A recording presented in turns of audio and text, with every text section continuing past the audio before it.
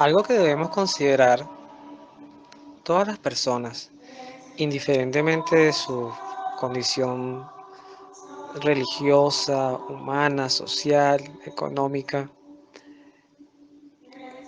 que de hecho pienso que es una de las principales conquistas que tenemos que nosotros procurar hacer como seres humanos y tener, es la conquista de nuestras propias vidas y de nuestras propias decisiones. En unos episodios anteriores que tuvimos en la serie La luz de sus palabras, justamente hablábamos de que la importancia de delegar, de entender el sentido del relevo y que las misiones no podían morir con sus fundadores, porque entonces en cierta forma no eran misiones, sino eran propaganda a nuestras propias vidas o formas de pensar. En la película de la Pasión de Cristo, espero que haya tenido la gran mayoría la oportunidad de verla, dirigida por el actor Mel Gibson, actor y director Mel Gibson, y cuyo protagonista o actor que hizo la representación de Jesucristo fue Jim Caviezel. Una película que está argumentada desde el punto de vista bíblico y también por escritos de místicas, revelaciones. Hay una escena bien importante donde aparece Jesús ante el demonio, aparece Jesucristo ante el demonio, o mejor dicho, es el demonio que aparece ante Jesucristo justamente en el huerto de Getsemaní, el huerto de los olivos, donde nuestro Señor Jesucristo sudó sangre, tuvo una descompensación biológica importante. Pudiéramos unirla entre el miedo, entre la ansiedad, entre la tristeza, entre la sensación del abandono. Digamos que en esa imagen podemos ver al Jesús más humano, al Jesús más humano. En ese planteamiento, el demonio le pregunta a Jesucristo si él va a poder cargar el peso de lo que su misión implicaba, porque en cierta forma Jesucristo era la única persona que iba a poder, que tenía la dignidad y la gracia de poder ofrecerse, para que lo entendamos en el lenguaje judío, como sacrificio por nuestros pecados. Jesucristo es el holocausto en esencia. No sé si más o menos nos familiarizamos con la palabra holocausto, pero entre la tradición judía había diferentes sacrificios de animales. Algo que de hecho Jesucristo posteriormente lo dice, lo deroga con una frase muy hermosa cuando él dice: yo no quiero sacrificio, lo que quiero es conversión de corazón, o sea, corazones constritos, corazones conversos. Pero el sacrificio tenía dos puntos. Estaba el sacrificio ordinario, que era, se sacaba la sangre la grasa del animal. Esa grasa se podía utilizar para otras cosas. O sea, había partes del cuerpo del animal que se podían resguardar, pero en esencia, pues lo que era sacrificios se quedaba en ceniza. Pero en el holocausto no se guardaba nada, todo era quemado. O sea, del animal sacrificado no se reservaba nada. Por eso es que Cristo en cierta forma representa un gran holocausto, y esa misión, volviendo a la idea inicial, solamente la podía cumplir Él. No era una misión delegable. Y tan es así que se inicia con Él y finiquita con Él, culmina con Él. Por eso nosotros no vemos que nosotros cada papa o cada sacerdote o cada cierto tiempo los cristianos tengamos que hacer una muerte de crucifixión para seguir expiando pecados de nuestros hermanos. Nada que ver. Eso es una misión que inicia y culmina con Él. Pero eso es la misión de Cristo, que es Dios y Señor. Y luego están las misiones que hablábamos humanas. Y Moisés, ya para entrar en el contexto de lo que vamos a conversar hoy, la figura de los jueces y el juicio, Moisés, que era cabeza de toda esta misión liberadora del pueblo de Israel, de Egipto hacia la tierra prometida, la tierra de Canaán, Moisés se consigue en un momento una encrucijada porque él se iba dando cuenta que como persona, siendo el protagonista de todo este proceso, se estaba cargando, se estaba saturando de muchas cosas. O sea, ya no solamente era pastorear un pueblo, sino que este pueblo había, por ejemplo, temas de decisiones. Por poner un ejemplo, mira, fulana me quitó que esto que era mío, o mira, yo mi mujer no la quiero más, o este hombre yo no lo quiero más, la quiero divorciar, me quiero separar. Esta persona la encontramos en tal cosa ofendiendo a Dios. Entonces Moisés tenía que ir decidiendo y decidiendo, y tenía que ir tomando decisiones prácticamente sobre todo. Y aunque jamás me puedo comparar con la figura de Moisés, en los diferentes cargos que uno va teniendo en su vida, así como también, por ejemplo, yo hago la analogía docente porque tanto mi madre es docente y mi esposa también lo es como que literalmente todos los problemas de los estudiantes, todos los problemas de las familias, pues empiecen a recaer solamente sobre el docente, y el docente, además de todo su trabajo, también tenga que resolver esto, tenga que hacer empatía rápida con esto, o en mi caso, pues que yo trabajo otras áreas administrativas, en un punto puntual todo tenga que resolverlo una sola persona. Entonces, eso genera un desgaste, inclusive una afección de salud importante, y más, bueno, porque cada persona también tiene su emocionalidad y no todo el mundo procesa las cosas igual. Habrá personas que saben manejar las crisis, habrá personas que solamente las saben manejar cuando las soluciona, y habrá personas que son antiparabólicas a los problemas y sencillamente cada quien resuelva sus cosas como pueda resolverlo. Pues Moisés se consigue con una situación así, y el libro del Deuteronomio, que es un libro que vamos a darle inicio a nuestro recorrido bíblico en este episodio decimonoveno de A la luz de su palabra. Estamos iniciando un nuevo libro que es el Deuteronomio, y con él terminamos el Pentateuco, los 5 primeros libros de la Biblia. Aparece una figura, es fundada en este libro, que es la figura de los jueces. Pero el Deuteronomio tiene en cierta forma, es un libro que está escrito como si fuera un diario de Moisés. De repente, una persona que tenga una mucho mejor formación bíblica que la mía, eso me lo podrá corregir, y yo siempre estoy abierto a las correcciones. No, esa parte no, más bien las agradezco cuando son hechas, sobre todo en buena lid. Pero sobre todo lo que vamos a leer ahorita es un Moisés que está contando como una anécdota de vida, y lo hace en una narrativa muy de diario, ¿no? Muy de quien le cuenta a un amigo, quien le cuenta a alguien una situación que se plantea. Entonces vamos a escuchar esta lectura para seguir meditando un poquito lo que hoy queremos reflexionar. Esta lectura está tomada del capítulo 1 del Deuteronomio, versículo 6, lo vamos a leer hasta el versículo 18, nos dice lo siguiente. Yahvé nuestro Dios nos habló así en el monte Horeb. Ustedes han demorado bastante tiempo en esta montaña. En marcha partan. Ustedes entrarán en el territorio de los amorreos, y en el territorio vecinos, la Arabá, la montaña, la tierra baja, el Negev y la costa del mar, es decir, todo el país de Canaán y el Líbano, hasta el gran río Éufrates. Miren, esta es la tierra que les he reservado. Vayan y tomen posesión de la tierra que Yahvé juró dar a sus padres, Abraham, Isaac y Jacob, y a todos sus descendientes.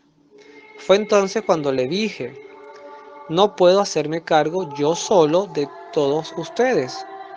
Yahvé, el Dios de ustedes, los ha multiplicado y son ahora tan numerosos como las estrellas del cielo. Yahvé, Dios de sus padres, los haga crecer 1000 veces más y los bendiga como se los prometió. Pero, ¿cómo los atenderé yo solo y me haré cargo de sus pleitos? Busquen pues entre ustedes hombres sabios, perspicaces y experimentados, de cada una de las tribus, y yo los pondré al frente del pueblo. Ustedes me respondieron, está bien lo que tú nos propones hacer. Tomé entonces de entre los jefes de las tribus hombres sabios y experimentados, y los puse al frente de ustedes como jefes de millar, de 100, de 50 y de 10, así con también secretarios para cada una de las tribus. Entonces di a los jueces las siguientes instrucciones. Ustedes atenderán las quejas de sus hermanos y decidirán, sea que el pleito oponga un israelita a su hermano, o bien un israelita a uno de los extranjeros que viven en medio de nosotros. Cuando juzguen, no se dejarán influenciar por persona alguna, sino que escucharán lo mismo al pobre que al rico, al poderoso que al débil, y no tendrán miedo de nadie, pues el juicio es cosa de Dios. Si el problema les resulta demasiado difícil, me lo pasarán a mí y yo lo veré. Así pues, en aquel entonces les ordené a ustedes todo lo que tenían que hacer. Palabra de Dios, te alabamos, Señor.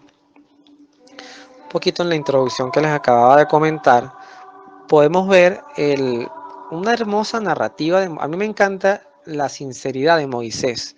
Moisés, aparte de haber sido un hombre muy humilde, era un hombre muy sincero. Y aquí él lo dice, mira, qué bendición que Dios cumplió la promesa a Abraham. No olvidemos cómo empieza el pueblo de Israel. El pueblo de Israel empieza con Abraham y Sara, o Sarai, dependiendo de la traducción, y un niño prometido que es Isaac. Tres personas.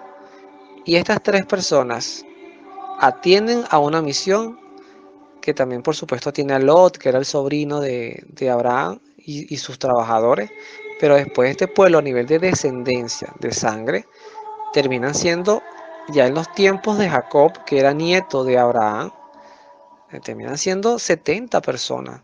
Abraham tuvo 12 hijos, estos hijos a su vez tuvieron sus hijos, y cuando entran a Egipto eran 70. Entonces Moisés lo que comienza es reconociendo que ha habido una gran multiplicación del pueblo y qué bendición que ha sido esto así. Él no cuestiona esto.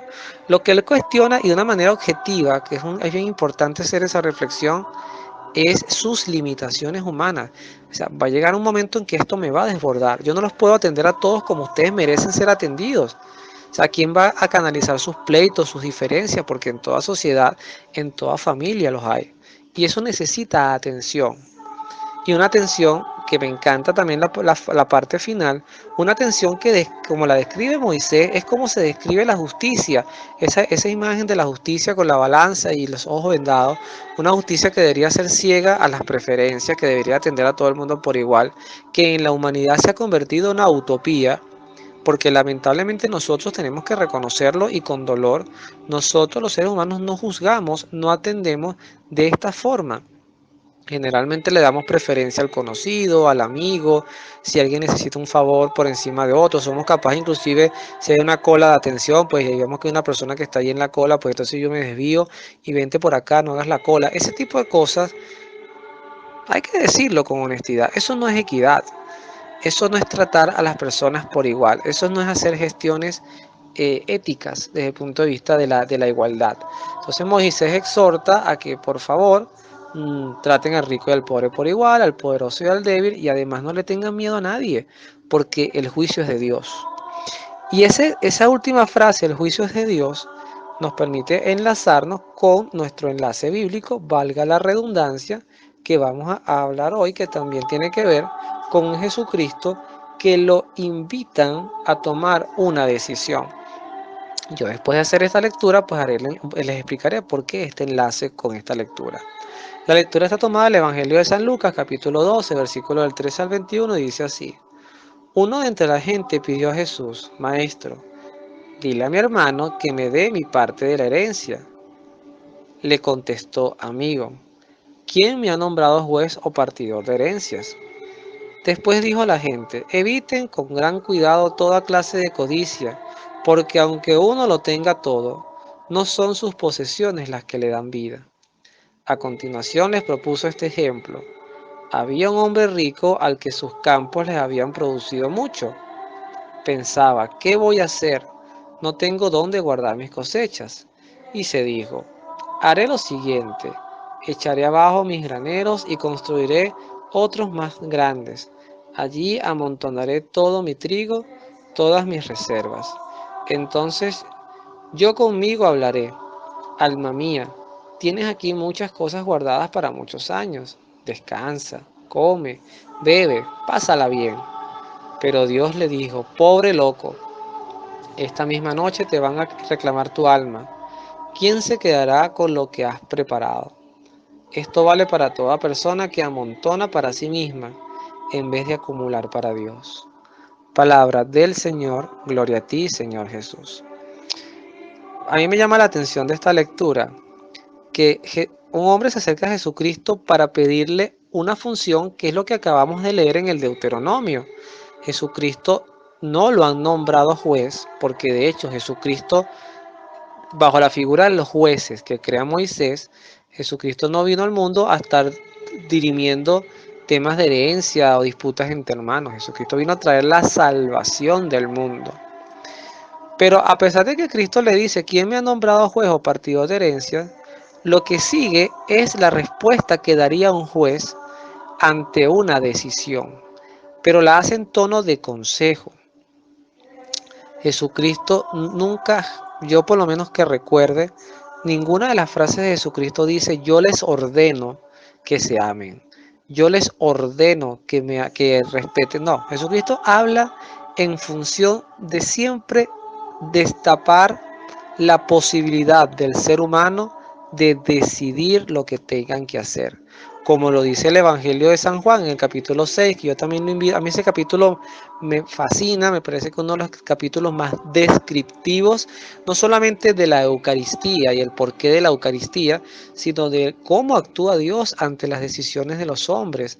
Cuando todo el mundo lo empieza a abandonar, para entender por qué lo abandonan, pues vamos a leer, los invito a leer el capítulo.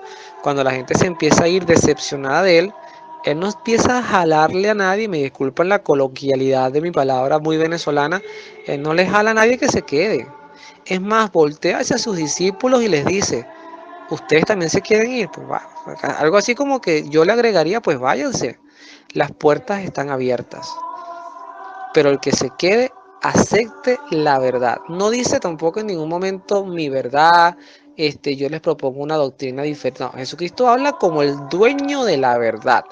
Por eso es que no hay grises con Jesucristo. Jesucristo no es una opción, a mí me genera una tristeza cuando yo me siento en una mesa y yo he escuchado y alguien me dice, no en una mesa familiar, en una mesa de trabajo, en un salón de clases, bueno, no importa si eres musulmán, judío o cristiano, porque al final es el mismo Dios. Cuidado, no es el mismo Dios. Pregunto, ¿para el Islam Jesucristo es Dios? La respuesta es no. Para el judaísmo, ¿Jesucristo es Dios? La respuesta es no. Es más, en el concilio de Yavnia, un concilio judío, a Jesucristo se le calificó de hijo bastardo, porque no era hijo de sangre de José. Entonces, para el budismo, ¿Jesucristo es Dios? No, es más, los budistas es una religión eh, ateísta, es decir, ellos no tienen una figura de Dios, ellos tienen una figura de energía, del nirvana, del alcance de una plenitud, pero no tienen nada que ver con Dios. La única religión que reconoce a Jesucristo como Dios es la cristiana, entonces no podemos hablar de un mismo Dios. Entonces, en esa lógica de vida, Jesucristo, a pesar de lo que estoy diciendo y que tiene autoridad, Jesucristo habla siempre en un tono de consejo. ¿Quieres seguirme? Tus pecados te quedan perdonados. Jesucristo invita desde la conciencia y desde su palabra, lo cual marca un camino de cómo debe ser la evangelización. A razón de esto, luego Jesucristo hace una analogía muy interesante sobre el apego a las cosas, ¿no? No se preocupen en estar acumulando y entonces esas angustias, ese tema de que yo soy indispensable en mi trabajo, ese tema de que yo necesito tener mi casa propia, mi carro propio, de que yo necesito tener muchos dólares en mi cartera, porque ahora en Venezuela hay que hablar así, porque ya los bolívares están como los dinosaurios, esperando el meteorito que los termine de exterminar. Entonces nosotros ya todo lo hablamos en dólares. Entonces todo ese contexto, al final, Cristo nos dice, acumulen cosas en el cielo. Pero fíjense que al final Cristo termina decidiendo, porque le da la respuesta al hermano. Al final lo que le quiere decir a este hermano que estaba pidiendo que su otro hermano le diera su parte de la herencia es, mira, deja que tu hermano se trague su herencia.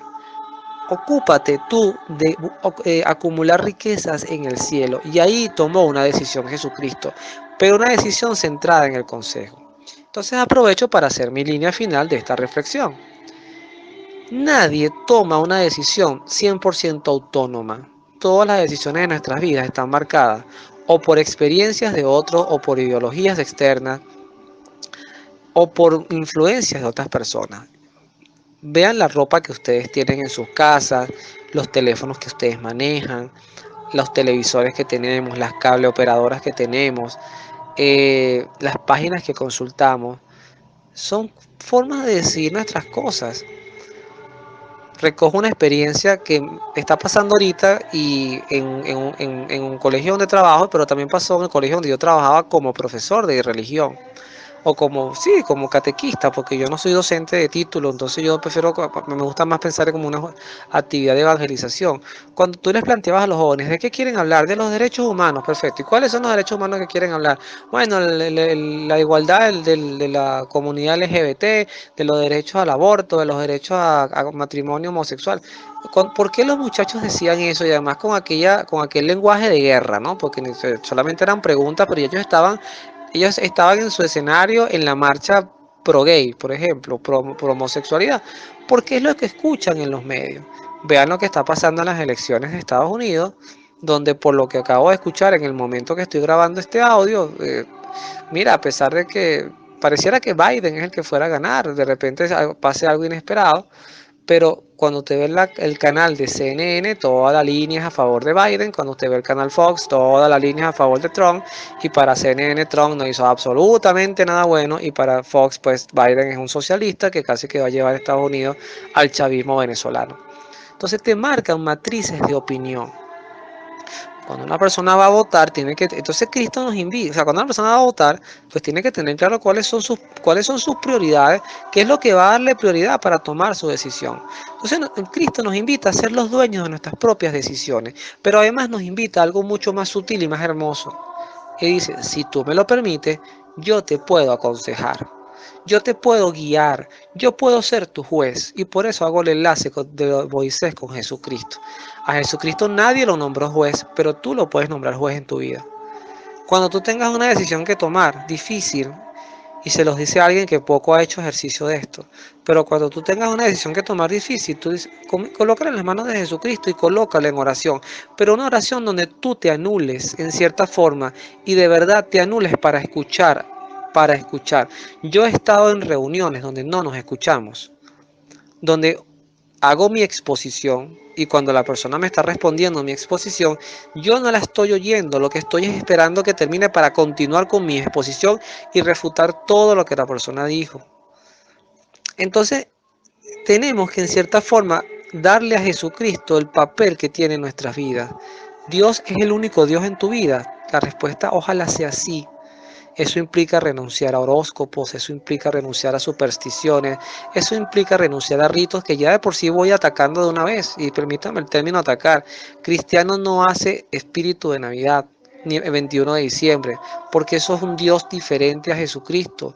El espíritu de la Navidad es el Espíritu Santo que engendró en María a Jesucristo, que lo encarnó. Perdón, repito, que lo engendró, porque en el credo dice engendrado, no creado. Entonces, fíjense que me apoyo en el credo para corregir una frase, porque el credo es nuestro dogma de fe principal. Entonces, ese es el espíritu de la Navidad.